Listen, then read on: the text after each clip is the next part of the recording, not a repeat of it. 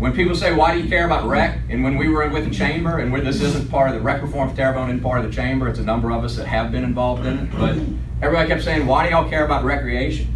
Recreation touches everything that we care about in Terrebonne Parish. If you care about an issue, somehow recreation touches that. It's quality of life. I mean, it's health and well-being. We have some of the worst health statistics in Terrebonne Parish of anywhere in the United States of America. Obesity, children, diabetes, there's so many issues that this impacts. Economic development, youth sports and youth travel is billions and billions of dollars a year. And it's been shown that people will go and travel with their kids. They will pay extra to go do that and cut off everything else in their life to go where their kids are going. Trust me, I know, because I go from Florida all the way to Lake Charles every year doing this type of thing. It's workforce recruitment and retention. When we started talking about this, we kept having people from the hospitals and the doctor's office sit there and tell us, we try and bring these people in and get them to come and move to Houma. And maybe, one person who grew up here might want to be here. When we bring the spouse down and we drive them around, if they come to Houma, we never hear from them again. We never hear from them again. Or they go spend time in New Orleans and try and tell them how great New Orleans is and they can live here. And basically, I heard this yesterday from somebody. They were trying to encourage somebody to come to Houma, and they basically said they were retiring, and they said, well, do you hunt and fish? I mean, that's great, but there's so much more, there's so much more. It's a workforce issue. All of the sales taxes that get generated when people come here, that goes to the school system, that goes to the levees, that goes to the sheriff's department, and that goes to the parish government. Recreation touches every single thing that we should care about in Terrebonne Parish. This isn't just about ball fields.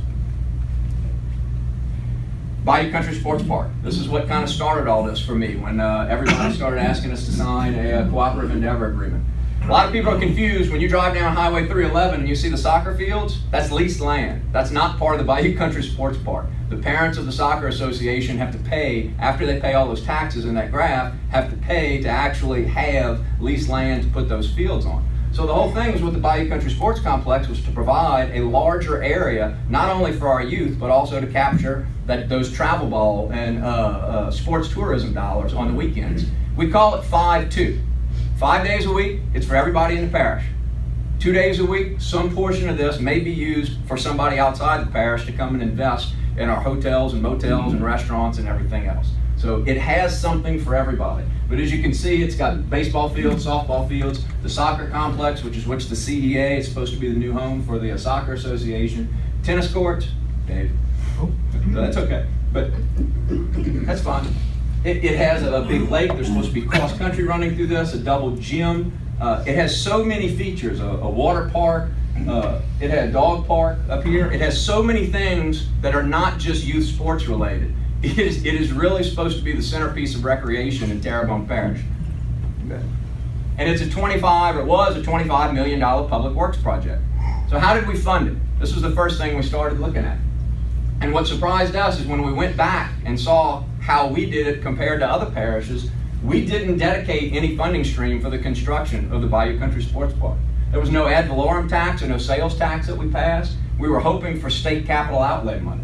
We did pass a 1% hotel motel tax, which a lot of people might remember. I actually thought that was supposed to pay to build it, but when they bonded that out, it only generated $2.9 million, and it was a $25 million project. So it was never really intended to complete the whole thing.